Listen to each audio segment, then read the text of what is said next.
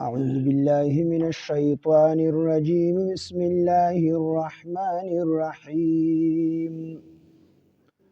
شهد الله أنه لا إله إلا هو والملائكة وأولو العلم قائما بالقسط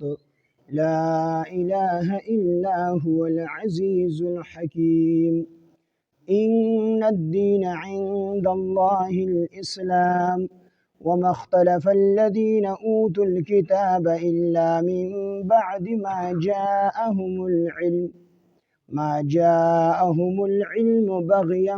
بينهم ومن يكفر بآيات الله فإن الله سريع الحساب صدق الله العظيم رب اشرح لي صدري ويسر لي أمري واحلل عقدة من لساني يفقهوا قولي رب زدني علما سبحانك لا علم لنا إلا ما علمتنا إنك أنت العليم الحكيم سورة آل عمران دریم سپارہ آیات نمبر 18 شهد الله گواہی ورکوي الله پاک انه چې بشکه هغه دی لا اله الا هو نشته دی بل معبود سوا د الله نه دی آیاتونو شأن نزول دا دی چې د ملک شام نه د یهودو دو عالمان را لل مدینه منورې ته او چې څنګه مدینه منورې ته راورسېدل او مدینه منورې ته وکتل نو یو بل سره خبرې شروع کړې یو بل ته وې چې دا خو هغه کلی دی چې د کوم کلی صفات او خصوصیات په تورات کې مونږ لوستلي دي چې په دې کلی کې به د آخر زمانه پیغمبر پاتې کیږي دا خبرې په خپل میانس کې کولې دې ته خبر راغی چې دلته کې یو کس دی یو بزرګ دی او خلق ورته نبی وایي نو دې دواړه په منډه منډه باندې لاړل او د رسول الله صلی الله علیه وسلم په خدمت کې حاضر شو او چې څنګه رسول الله صلی الله علیه وسلم ته وکتل نو څومره نښې چې په تورات کې د آخر زمانې د پیغمبر راغلي وي نو د دواړه عالمانو نو دې جو ته څنګه وکتل نو هغه ټولې نښې په نبی علیه الصلاۃ والسلام کې موجود وي کومې نښې چې د آخر زمانې د پیغمبر دی په خپلو کتابونو تورات زبور انجیل دې کې لوستلي نو دی نبی علیه الصلاۃ والسلام ته وی ته احمد او محمد صلی الله علیه وسلم نو نبی علیه السلام ته فرمایل او دا احمد او محمد دا د رسول الله صلی الله علیه وسلم دو نمونه دي او دا دواړه ذاتی نمونه دي نبی علیه السلام نور نمونه صفتی دي او دا دواړه نمونه احمد او محمد صلی الله علیه وسلم دا د رسول الله مبارک ذاتی نمونه دي یو ورله مور اخودلې دي او یو نوم دا ورله نیکه اخودلې دي دا دواړه ذاتی نمونه دي نو مسله دا ده چې کله دا دو ذاتی نمونه یا احمد یا محمد صلی الله علیه وسلم دا د چا په کوم مجلس کې دا واغستلی شي احمد یا محمد نو په مجلس والا باندې واجب دي چې دی په نبی علیه الصلاۃ والسلام باندې درود شریف وایي او کنا مجلس کې یو پیر دی دا نوم یو پیر واغستلی شو بار بار اغستلی شي نو یو پیر په درود شریف واجب دی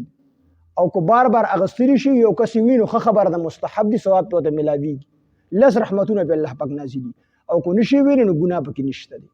دغه رنګ د نبی علیه السلام چې صفتی نمونه واغستلی شي رسول الله صلی الله علیه وسلم دا ویل شي رسول الله نو مستحب دي بیا واجب نه دي دغه رنګ نور د نبی علیه السلام صفتی نمونه دي نو هغه واغستلی شي په مجلس کې نو هغه مستحب دي نبی علیه السلام باندې درود شریف ویل یعنی واجب نه دي خو دا دو نمونه احمد او محمد صلی الله علیه وسلم دا چې یو مجلس کې واغستلی شي نو په ټول مجلس والا باندې لازم دي بلکې د جبرئیل علیه السلام په اخرو کې دی راځي چې جبرئیل علیه السلام خیره کړل شي تباه دي شي برباد دي شي هغه کس چې د چا وړاندې ستاسو ذکر مبارک وشي او دی په تاسو باندې درود شریف ووایي نبی علیه السلام او فرمایل آمین نو دا وایي او دغه رنګ د قران مجید د آیات ان الله وملائکته یصلون علی النبی یا ایها الذین آمنوا صلوا علیه وسلموا تسلیما نو دا آیات چې چا مخ ته ذکر کړل شي نو پکار د چې دا مجلس والا درود شریف وایي صلی الله علیه و آله وسلم وایي کو نو وایي دی ګناګاری ځکه ان الله بشک الله تعالی و ملائکته او د الله فرشتي یصلون درود وایي یا ایها الذین آمنوا ای مؤمنانو تاسو په نبی علیہ السلام باندې درود الله حکم کړل تاسو په وایي دا الله حکم به پورا کول غواړي دا آیات چې مخه ته واغستلی او ویل شي نو په مجلس والا باندې درود شریف ویل واجب دي به خامخا. نو د یهودو د علماو نبی علیه السلام دی ته احمد او محمد، نو نبی علیه السلام ته وفرمیل آو نو موږ ستاسو نه یو تپوس کول غواړو، یو سوال کول غواړو، کو تاسو موږ ته هغې ټیک ټیک جواب راکو نو موږ په تاسو باندې ایمان راوړو، او کو تاسو موږ ته هغې ټیک ټیک جواب را نه کو نو موږ په تاسو باندې ایمان نه راوړو. نو نبی علیه السلام ته وفرمیل ټیک ته تاسو سوال کوئ. نو هغې سوال وکړو چې د الله په کتاب کې د ټولو نه لوی شهادت کوم یو دی، لوی ګواهي کومه یوه ده؟ نو الله رب العالمین دا آیتونه نازل کړل. نو دا آیاتونه په نبی علیه السلام نازل شو. نبی علیه السلام هغه یهودو ته دا آیات واورولو چې شهد الله انه لا اله الا هو والملائکة واولو العلم قائما بالقسط لا اله الا هو العزیز الحکیم. نو چې دا آیات واورولو نو هغه دواړه یهودیان په ځای باندې مسلمانان شو، ایمان یې راوړ. نو دا د دې فضایل ډیر زیات په احادیثو کې راغلي دي. مسند احمد کې یو حدیث دی چې نبی علیه السلام د عرفات په میدان کې دا آیات ولستو، نو وروسته پسې دا ولستل چې وانا على ذلك من الشاهدين یا رب، دا دی پسې وروسته وویستل. او د حضرت احمش رحمت الله علیه د روایت نه دا معلومیږي چې کوم سړی دا آیات ووایي، شهد الله دا آیات ووایي تر دې ځای پسې ته هم تاسو به ټول ووایي انشاءالله بیا تر دې ځای پورې، او بیا پسې دې وروسته دوی ووایي چې وانا على ذلك من الشاهدين یا رب، دا پسې وروسته ووایي. نو په ورځ د قیامت په الله رب العالمین وفرمایي چې زما د بنده یو واده کړی وه، د دې کس په باره کې به الله وفرمایي چې چا دا آیات ویلي وروسته پسې دا ویلي چې وانا على ذلك من الشاهدين یا رب، الله به وفرمایي چې زما د بنده یو واده کړی وه او په تاسو کې ټولو نه زیات واده پوره کوونکي زه یم، لہذا زه خپله واده پوره کومه، زما دا بنده جنت ته داخل کړي. او حضرت ابو ایوب انصاری رضی الله عنه فرمایي چې نبی علیه السلام وفرمایل چې څوک د فرض مونځ نه وروستو یو پیره سوره فاتحه ووایي او بیا پسې یو پیره آیات الکرسی ووایي او بیا پسې یو پیره دا آیات ووایي شهد الله انه لا اله الا هو والملائکة واولو العلم قائما بالقسط لا اله الا هو العزیز الحکیم، او بیا پسې چې کوم دی دغه قل اللهم مالک الملک تؤتي الملک من تشاء وتنزع الملک ممن تشاء وتعز من تشاء وتذل من تشاء بيدك الخير انك على كل شيء قدير، دا آیات پسې ووایي. نو وی نبی علیه السلام فرمایي چې د دې کس ټول ګناهونه معاف شي او دې کس له الله رب العالمین په جنت کې ځای ورکړي، او د دې کس په الله رب العالمین او یا حاجتونه پوره کوي، او د ټولو نه کم حاجت دا دی چې الله به مغفرت وکړي. دا به کم حاجت دی چې الله به دغه بنده مغفرت وکړي. نو ټول دا آیات ووایه ما سره، شهد الله انه لا اله الا هو والملائکة واولو العلم قائما بالقسط لا اله الا هو العزیز الحکیم. اوس پسې دا ووایه وانا على ذلك من الشاهدين یا رب. نبی علیہ السلام فرمایي چې الله رب العالمین په ورځ د قیامت وفرمایي چې زما د بنده واده کړی وه او د ټولو نه زیات وعدې پابند او پوره کوونکی الله وي زیمه زما دا بنده چې کوم دی جنت ته داخل کړه. دا لوی شهادت دی، او لوی شهادت په دې وجې نه دی چې په دې کې الله رب العالمین په خپله مجازن ګواهي ورکوي او د الله فرشتې هم ګواهي ورکوي، ملایکې، او د علم چې کوم خاوندان دي اهل علم چې دي هغې هم ګواهي ورکوي چې د الله رب العالمین نه علاوه بل هیڅوک د عبادت لایق نشته دی. دې کې دا ذکر دی شهد الله گواهی ورکوي الله پاک، گواهی ورکړی دا الله پاک انه لا اله الا هو چې نشته دی بل معبود سوا د الله. دا گواهی الله ورکړی دا مجازن. والملائکة او د الله فرشتو هم دا گواهی ورکړی دا، و اولو العلم او اهل علم چې کوم دي د علم چې کوم خاوندان دي هغوی هم دا گواهی ورکوي. نو انبیاء علیهم السلام پکې هم رالل، لومبې اهل علم هغه خلق دي انبیاء علیهم السلام، بیا صحابه کرام رضوان الله علیهم اجمعین، بیا تابعین، بیا تبع تابعین، بیا فقها او علما، دا ټول په دې کې رالل. د دې وجه امام غزالی رحمه الله فرمایي چې الله رب العالمین علماو ته ډېر لوی فضیلت ورکړی دی، او دا د ډېر لوی فضیلت خبره ده چې الله رب العالمین د علماو شهادت دا د خپل او د خپل پرشتو د شهادت سره ذکر کړی او دا حافظ ابن کثیر رحمه الله هم لیکلی تفسیر ابن کثیر چې دا لوی فضیلت د علماو د پاره چې الله د دوی شهادت د خپل او د خپل پرشتو د شهادت سره ذکر کړی و اولو العلم او اهل علم قائما بالقسط ها قائم دی په انصاف سره یعنی الله پاک جل شانه په انصاف سره قائم دی د ټول فیصله او احکام د په انصاف سره دي انسانانو ته سزا او جزا ورکول د په انصاف سره دي لا اله نشته دی بالمعبود الا هو سوا د الله پاک العزیز غالب دی الحکیم او خاوند د حکمت دی ان الدین بشک الدین عند الله پنیز د الله باندې الاسلام اسلام دی یعنی اصل دین دا اسلام دی نو دین دا په لغت کې طریقې ته ویل شي او پس اصطلاح د قران کې دین د هغه اصول او د هغه احکام نوم دی کوم چې د حضرت آدم علیه السلام نه راواخلي تر نبی علیه السلام پورې څومره اصول او احکام دي او پاغه کې ټول انبیا مشترک دي نو دې ته کوم دی دین ویل شي نو دین دا د هر پیغمبر هغه دین ته ویل شي چې دی پاغه کې دا دي چې الله پاک جل شانه د ټولو کمالات جامع غنل ان ټول څومره خپل صفاتونه چې دا ټول د الله د پاره دي او د ټولو نقصانونو نه الله پاک غنل او دغه رنګ په الله باندې ایمان په فرشتو باندې ایمان په ورځ د آخرت باندې ایمان په جنت او جهنم باندې ایمان په دې ټولو باندې ایمان راوړل نو دا په دې ټولو کې انبیا ټول مشترک د دې وجنه ټول انبیا چې کوم دي د هغه طریقې ته هغه ته چې کوم دي دین او اسلام چې دی نو اسلام وې د سلامتیا نه دی نو چې کوم سړی اسلام کې داخل شي نو دی به د دنیا او د آخرت د مصیبتونو نه محفوظ شي سالم بشي د هغه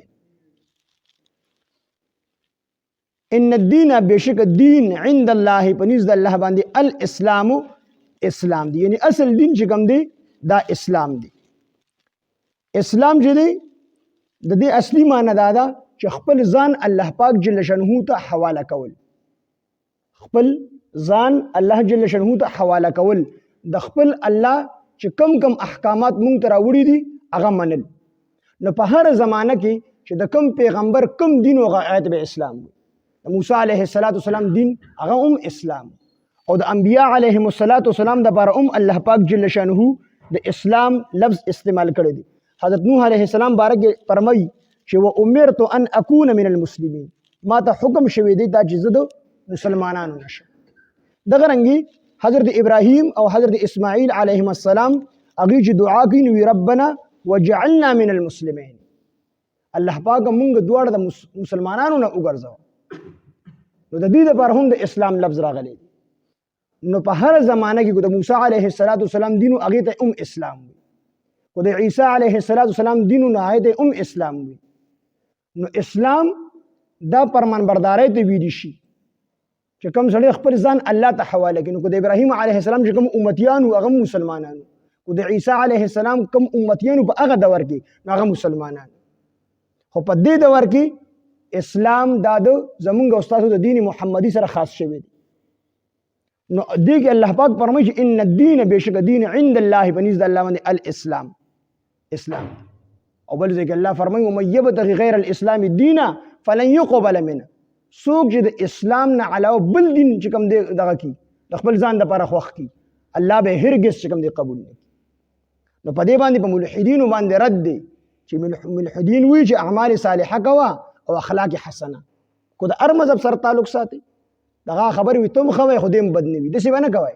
بس اسلام چې کوم سیز هغه وی کو يهوديت ته اختیار کو نصرانيت ته اختیار کو بدھ مت ته اختیار کو خو بس نیک اعمال کوا او خلکو سره ښه سلوک کوا بس دا ټیک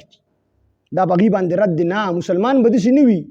دغه د نبی عليه السلام یو طریقه هم سو کې خلاف ورزي کې دی مخالفت کوي په خپل هم د نبی السلام د طریقو د الله د احکاماتو پابند وسی تاسو ما واقعیا بیان کړو کنه زنانه هغه چې مدینه منوره کې یو عالم وفات شو هغه واقعیا مې ته بیان کړی و چې هغه به صرف دوره وي نو چې کله هغه وفات شو او خلکو قبر وکنه سو وخت پس بل عالم وفات کو او خخو نه پای کې چې کوم دی یورپی جینر ووت نو خلکو ولته یو کس ولاړ هغه چې وکتل نو هغه دا څنګه چې د جینې خو ما په خپل مسلمانه کړي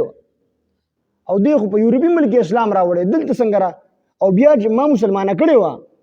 خو بیا مور او پلار هغه عیسایانو او هغه د عیسایانو په مقبره کې خخ کړي دلته څنګه را رسیدلی نو خلک ورسره شو چې لړ شو د دې غا د جینې قبر وګورو جینې قبر شو کتنو په عالم پروت نو خلکو د جینې دا مدینه منوره ته رسیدل دا خو د نیکو اعمالو د وجې نشو خو د عالم التت لدا د څه د وجې نشو نو د کور والے بیا معلومات دا واقعا په لندو څخه باندې می ته بیان کړی نو اکور والے معلومات کو هغه وی د بحث د ډیر نیک سړیو نیک اعمال به کول تهجد به هم کول ذکر به هم کول د قران تلاوت به هم کول خو دا صرف دا خبره کوله چې خج کوم د عیسایانو دین دی چې په هغه کې د جنابت نه ورستو د جما نه ورستو غسل نشته د دې وجنه الله پاک دې التر سوی نو ومن يبتغي غیر الاسلام دینه فلن يقبل منه د اسلام نه علاوه کوي سړی هر څومره کار وکي او هر څه ځان د پاره خو خيار څنګه خپل عمل وکي خو چې اسلامي عمل ني زموږ د دین عمل ني نو الله پاک نه قبل نو دې کې چې کوم دی ملحدین باندې رد دی چې اصل دین د الله په نسبت باندې هغه اسلام دی او اسلام چې سویری دی حق تی سچ تی غمنل په باندې عمل کول وما اختلف الذين او اختلاف نو کړي هغه خلکو اوتل کتاب چاته چې کتاب ورکړل شو الا من بعد مگر رستو ما د هغه نه جاءهم العلم چراغ دوی ته علم بغيا د ضد د وجه یعنی دا خلکو اختلاف د نبی علیه السلام باندې په ایمان راوړلو کې د دې وجه اختلاف نو کړي چې د خلکو سره علم نه علم وتراغلی وو تورات کې د نبی علیه السلام صفات راغلی وو تورات کې د قران مجید ذکر راغلی وو خو دې خلکو چې ایمان نه راوړو نو د ضد د وجه نه راوړو يهود وی چې دا نبی علیہ السلام په مونږ کې راځي ځکه چې څومره انبیا د حضرت یعقوب علیه السلام نه وروسته راغلي نو تاسو ما ویلو چې د ابراهیم علیه السلام دوه بچي یو اسماعیل علیه السلام یو اسحاق علیه السلام نو د اسماعیل علیه السلام نه راواخلي تر نبی علیه السلام ما پورې په دې سلسله کې بل پیغمبر نه راغلی صرف نبی علیه السلام پکې راغلی او د اسحاق علیه السلام نه راواخلي تر حضرت عیسی علیه السلام پورې سلور زره پیغمبران مجه څومره پیغمبران الله را لېږلي دي نو بده کې بني اسرائیلو کې یهودو نصاراو کې را لېږلي نو دوی خو به دې تمه ناسو په مدینه منوره کې چې دا اخري زمانې پیغمبر دا به هم په مونږ کې راځي نو هغه الله پاک د اسماعیل علیه السلام په اولاد کې راولېږي نو د دې وجې دې بغض او حسد د وجې نه یهودو په نبی علیه السلام باندې ایمان نه راوړ نو الله فرمایي چې دا نه ده چې دې ته علم نو چې دا د الله پیغمبر دی علم ورته وو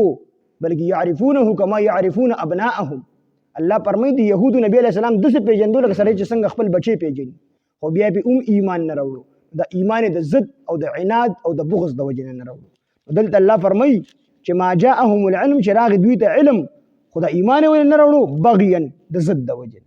بینهم په خپل مینس کې ومن یکفر او څوک چې انکار وکړي بآیات الله د الله د آیاتونو فإن الله بشک الله تعالی سریع الحساب زر حساب کوونکی دی د خلکو به زر حساب اخلي لومبه سلسله به د قبر نه شروع کیږي د برزخی ژوندۍ نه الته بولم الله عذاب ورکړي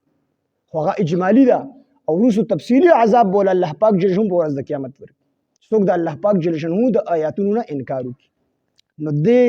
دا د قرآن مجید کې ټول لوی شهادت چې کوم دی هغه د آیات شهید الله انه لا اله الا هو الملائکه واولو العلم قائما بالقسط لا اله الا هو العزيز الحكيم شهید الله گواهی ورکړی دا الله پاک انه لا اله چې نشته دی بل معبود الا هو سوا د هغه نه یعنی د الله نه والملائکه او فرشتو واولو العلم او د علم خاوندانو قائما بالقسط هغه قائم دی په انصاف باندې یعنی الله په انصاف سره قائم دی څه مطلب چې هغه احکامات او فیصلې کین په انصاف سره کی په ظلم سره نه کی کو چاته سزا او جزا ورکین په انصاف سره ورکی په ظلم سره نه ورکی نو قائما ها قائم دی هم ها قائم دی بالقسط په انصاف سره لا اله نشته دی بل معبود الا هو سوا د هغه نه العزیز غالب دی الحکیم او خاوند حکمت دی ان الدین بشک الدین عند الله بنز د الله باندې الاسلام هم اسلام دی ان اسلام د الله بنز باندې دین دی وما اختلف الذين او اختلاف نو کړي الذين ها خلقو اوتلو کتابات چاته چې کتاب ورکړي شو الا مگر من بعد ورستو ما د هغه سنا جاءهم العلم چراغ دوی ته علم بغيا د ضد وجنا یعنی د بې علمۍ د وجې اختلاف نه وکړي، د ضد د وجې نه کړي، د علم راغلی او تورات زبور انجیل دې ټولو کې د نبی اسلام صفات راغلي بینهم په خپل منځ کې. ومن یکفر او څوک چې انکار وکړي بآیات الله د الله د آیاتونو فإن الله بشک الله تعالی سریع الحساب زر حساب کوونکی دی. شهد الله گواهی ورکړي دا شهادت ورکړي دی الله پاک مجازن انه لا اله چې نشته دی بل معبود الا هو سوا د الله نه، نشته دی بل مشکل کشا، نشته دی بل حاجت روا، نشته دی بل خالق او مالک او رازق صرف الا هو صرف هغه دی. والملائکه فرشتو هم گواهی ورکړي دا، و اولو العلم او د علم خاوندانو یعنی اهل علم هم گواهی ورکړي دا. قائما بالقسط قائم دی په انصاف سره. لا اله نشته دی بل معبود الا هو سوا د هغه نه یعنی د الله نه. العزیز هغه الله غالب دی، الحکیم خاوند حکمت دی. ان الدین بشک دین عند الله پنځ د الله باندې الاسلام صرف اسلام دی. ومختلف الذین او اختلاف نو کړي هغه خلکو اوتل کتاب چاته چې کتاب ورکړل شی وو الا من بعد ورست ما د هغه سنه جاءهم العلم شراغ دوی ته علم بغیا د ضد د وجنا بینهم په خپل مینس کې. ومن یکفر او څوک چې انکار وکړي بآیات الله د الله د آیاتونو فإن الله نو بشک الله تعالی سریع الحساب زر حساب کوونکی دی. الحمد لله رب العالمین والعاقبة للمتقین. الصلاة والسلام على سيد الأنبياء والمرسلين وعلى آله وأصحابه أجمعين. ربنا تقبل منا إنك أنت السميع العليم وتب علينا إنك أنت التواب الرحيم. إله العالمين موسوي سمورد العمل كل توفيق وطاقت راكي. إله العالمين زمون دا درس بخبل دربار إلهي قبول ومنزور کی. الله زمون دا درس خالص تخبل رضا وګرځي. إله العالمين سور ملګری دلته کې موجود دی. الله مون ټول ته د قرآن فهم او د قرآن پوهه راکي. الله مون ټول ته قرآن مجید د عمل کولو توفیق او طاقت راکي.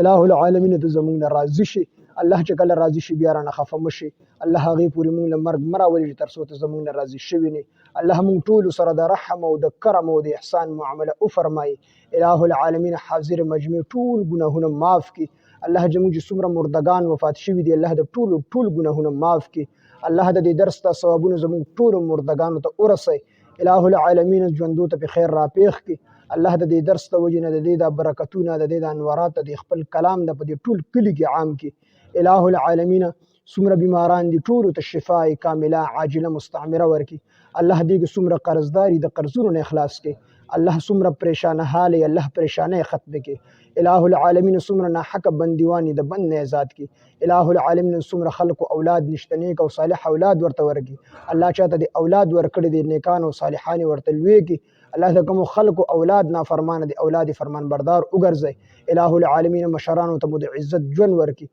الله مشران مو د بی عزت د ژوند بچ اوساتي. إله العالمین کشران ته د دینداري ژوند ورکی. الله په زنانو مو د حیا او د عزت صادرونه راواچي. الله زموږ د ټولو د عزتونو لاج اوساتي. الله مون ډیر کمزوري یو الله ډیر ضعیفان یو الله خپل مدد او نصرت زموږ سره شامل حال کی. إله العالمین څومره ملګری دی الله څومره جایز حاجتونه دي پزړونو کې الله په ټولو باندې ته خبردار ټول ورته د خپل غیب او خزانونه پوره کی. إله العالمین مون دعا د وختو چل ناراضي رسول الله مبارک تخپل امت ته خیر د پاره کوم دعاګانې غوښتي پوره سبق زموږ نصیب کی. الله د کوم شرور نه امان غوښتي دا غي موږ له امان راکي. إله العالمین موږ ټول د دنیا او آخرت کې د کامیابو د خوشحالو د عزتونو ژوند راکي. الله دنیا آخرت کې د بی عزتۍ د بی فردګۍ او د شرم د بی حیا د ژوند موږ ټول بچ اوساتي. إله العالمین مال جان وخت متانو تحصیلونو هسپتالونو جیلونو مقدمو کې سونه بچ کې الله د خپل دین د غلبې لپاره استعمال کې. الله خاتمه زموږ د ټولو بالخير او بالایمان کې. إله العالمین باران د رحمت فقدر د حاجت ته اوبو مونږ وکي. الله باران د رحمت فقدر د حاجت ته اوبو مونږ وکي. الله باران د رحمت فقدر د حاجت ته اوبو مونږ وکي. الله زموږ د ټول ګناهونه معاف کې. الله خاتمه بالخير او بالایمان کې. په وخت ځن کدن مو د زړه په صدق سره په جبه د ټولو مسلمانانو دا کلمه چالو کې لا اله الا الله محمد رسول